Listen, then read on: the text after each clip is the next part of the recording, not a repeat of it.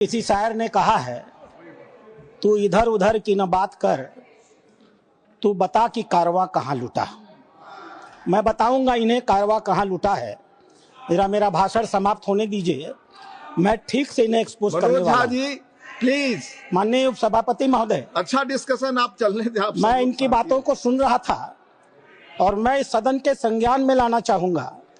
माननीय सदस्य सैयद नासिर हुसैन जब इस बारी राज्यसभा में चुने गए, जब ये इनके जीत की घोषणा हुई, मैं उस समय कर्नाटक के बेंगलोर में था।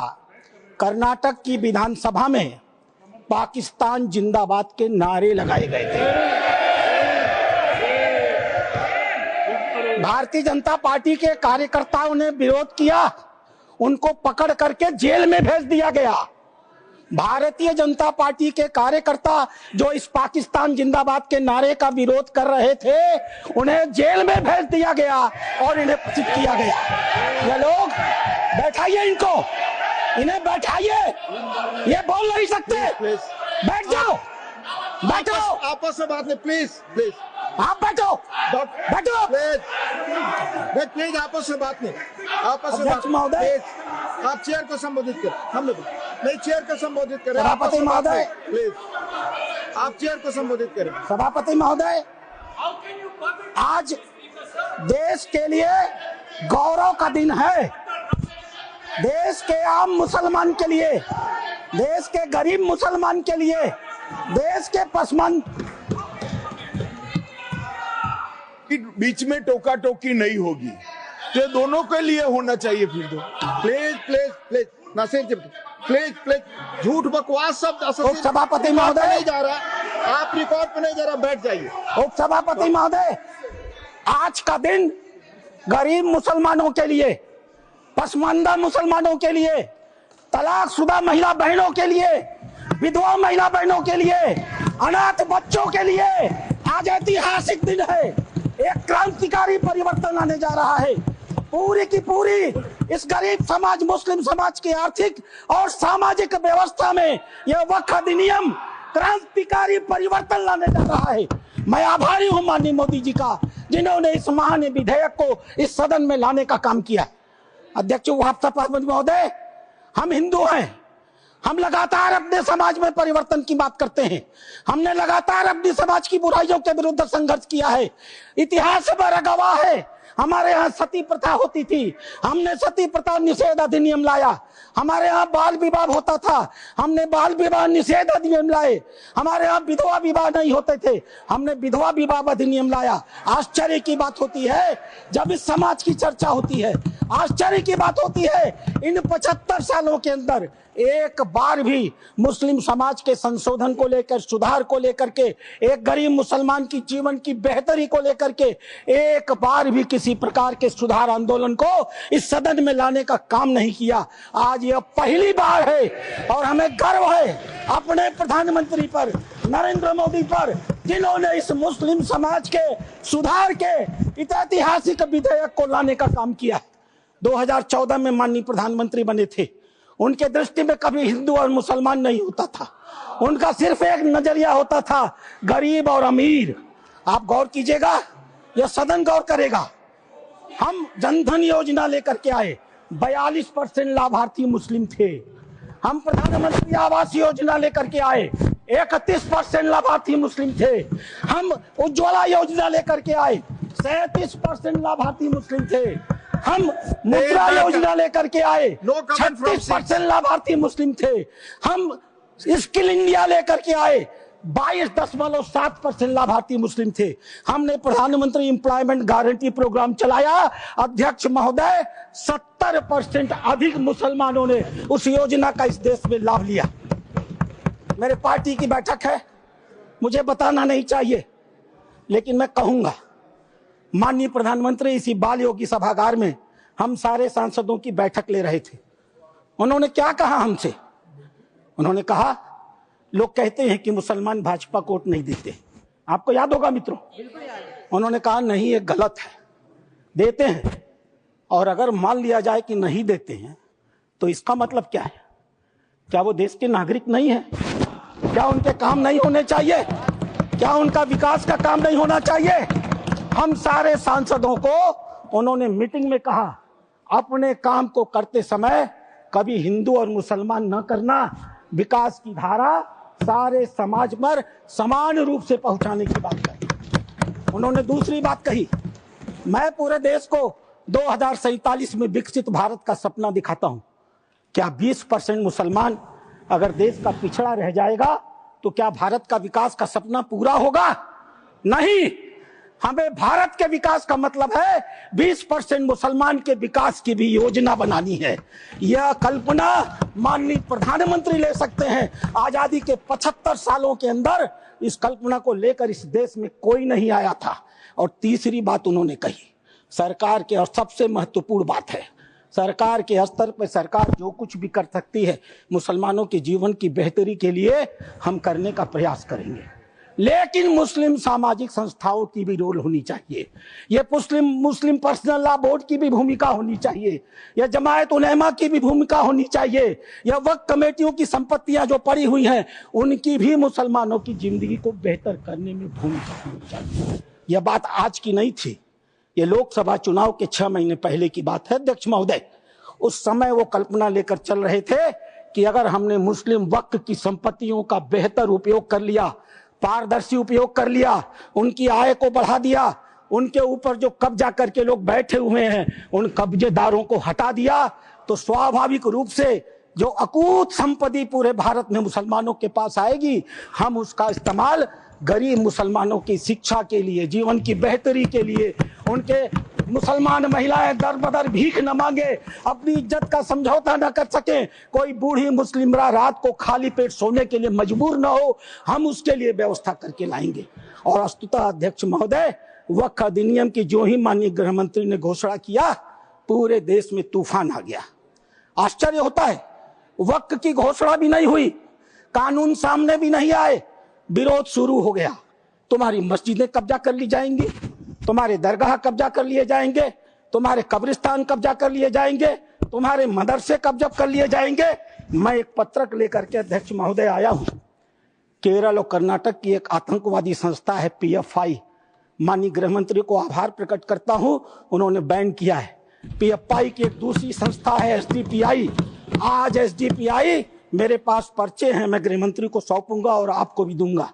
आज SDPI पूरे देश में, मेरे पास राजस्थान के पर्चे आए हैं जहां SDPI सबसे कमजोर है। पूरे देश में पर्चे बांटे जा रहे हैं और बताया जा रहा है कि ये वक्फ कानून अगर आ गया तो मस्जिदों पर भाजपा सरकार कब्जा कर लेगी। आखिर क्यों? लेकिन ये लोग भूल गए, नरेंद्र मोदी किसी और मिट्टी के बने हुए हैं। आपके विरोध से वो डरने वाले नहीं थे। आप चाहे जितना भी विरोध करते, वो मजबूती के साथ एक आम गरीब मुसलमान, एक दलित, एक पिछड़ी महिला, एक अनाथ महिला, एक तलाकशुदा महिला, अनाथ बच्चों के साथ खड़े होने वाले थे और इसीलिए वो मजबूती से विधेयक लेकर के आए। अध्यक्ष महोदय, ये चर्चा कर रहे थे वक्फ बाई यूजर की। क्या होता है वक्फ बाई यूजर? हजरत मोहम्मद साहब ने क्या कहा था? आपके पास अपनी कोई संपत्ति हो तो दूसरों को भले के लिए दान करो। हदीसों ने क्या लिखा था? यदि किसी व्यक्ति के पास अपनी संपत्ति है, उस संपत्ति का एक हिस्सा वो दान कर सकता है, उसके लिए मुतवल्ली बना सकता है, उसके आय के साधन कैसे होंगे लिख सकता है, आय से होने वाली आय किस वर्ग के उपयोग में आएगी उसके भी निर्देश दे सकता है। What is this Waqf by user? किसने आपको संपत्ति दी? किसने आपको संपत्ति दान की? किसके मन में मनसा थी कि अल्लाह को दे दिया जाए? एक भी आदमी ने वक्फ बाई यूजर की संपत्ति वक्फ के अधिनियम के तहत नहीं दी। जैसे फिल्मों में गुंडे हुआ करते थे, जिस औरत पर हाथ रख दी वो औरत उनकी हो गई, इसी प्रकार से इन वक्फ बोर्डों ने भू माफियाओं की तरह काम किया। जिस जमीन पर हाथ रख दिया इन्होंने, वो जमीन उनकी हो गई। आज इस मानसिकता से ये काम करते हैं।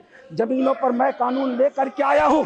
अध्यक्ष महोदय, इसी सदन में माननीय सदस्य झूठ बोल रहे थे, असत्य बोल रहे थे। आपके पास एक बड़ी जमीन है, खाली पड़ी है, बगल में कुछ मुस्लिम परिवार रहते हैं, उन्हें नमाज पढ़ने के लिए कहीं जाना होता है, वो उस जमीन पर नमाज पढ़ ले। आप हिंदू हैं, आप मना नहीं करते। 5 दिन 7 दिन नमाज पढ़ने के बाद वो लिख के दे देंगे कि हम लोग इस जमीन पर नमाज पढ़ते थे, अब यह वक्फ बाय यूजर हो गई, अब इस जमीन पर किसी का कोई अधिकार नहीं रहेगा। माननीय संसदीय कार्य मंत्री उल्लेख कर रहे थे उस घटना का, तमिलनाडु की घटना का उल्लेख कर रहे थे। क्या हुआ तमिलनाडु में? एक रामचंद्रन नाम का आदमी अध्यक्ष महोदय, वह व्यक्ति अपनी लड़की की शादी के लिए अपनी जमीन बेचना चाहता था।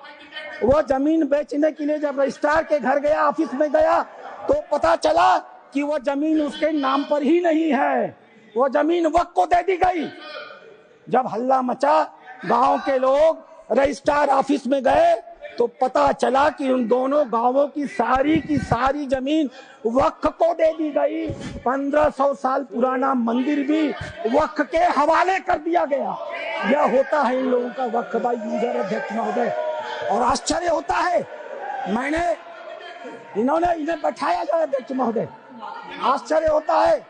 मैं भी जेपीसी का मेंबर हूँ, ये भी जेपीसी के मेंबर है, ये गवाह है इस बात के। मैं लगातार जेपीसी में जितने भी विटनेस आते रहे, इनके बड़े बड़े धार्मिक मतावलंबी, मैं उनसे कुरान को कोट करके कहता रहा। मैं कुरान पढ़ता हूँ, कोई बुराई नहीं है किसी धर्म को पढ़ने में।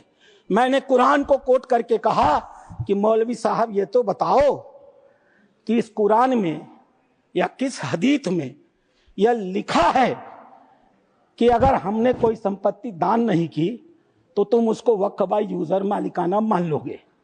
किसी के पास एक भी मेरे सवाल का जवाब नहीं दिया। इन लोगों ने क्या किया मालूम है?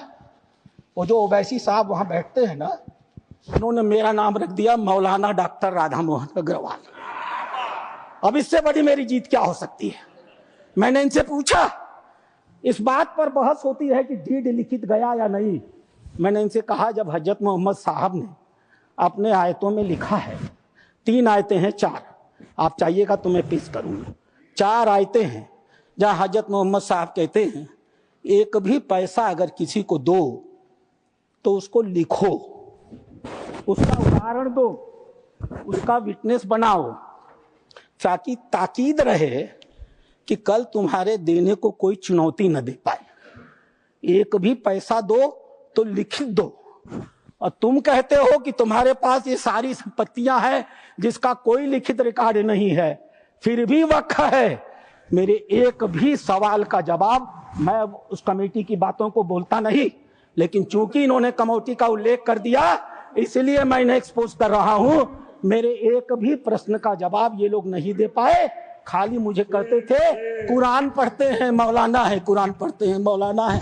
अरे कुरान मैं पढ़ता हूं, तुम तो मुसलमान हो, बचपन से पढ़ते हो ना। मैं पढ़ूं और बताऊं कुरान में क्या लिखा है? मार हो जाएगी, मार। ये हिंदू की भलमनसाहत है जो कुरान पढ़ के तुम्हें बताता नहीं है। अध्यक्ष महोदय दूसरी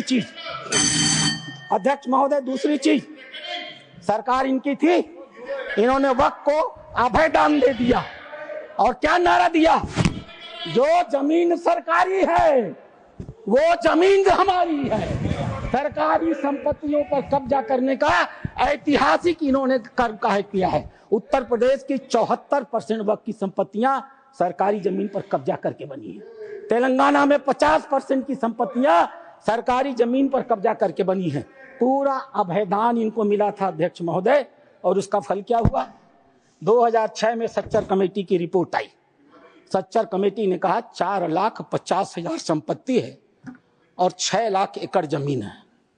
आज 2024 में 8,72,000 संपत्ति है और 37,94,000 एकड़ जमीन है। 2006 से 2023 6 लाख एकड़ से बढ़ करके 37,94,000 एकड़ जमीन इनकी हो गई। इन्हें बताना तो पड़ेगा सभापति महोदय कि आखिर 31 लाख अतिरिक्त जमीन इन्होंने पाई से कहां से है। इन्हें उसका उदाहरण देना पड़ेगा। अध्यक्ष महोदय, जितना ये कांग्रेस के पहले वक्ता रहे हैं, जितना समय ये बोले हैं, मैं भी उतना ही समय बोलने वाला हूं। यह मेरा अधिकार है सभापति महोदय। मैं एक बात कहना चाहूंगा अध्यक्ष महोदय,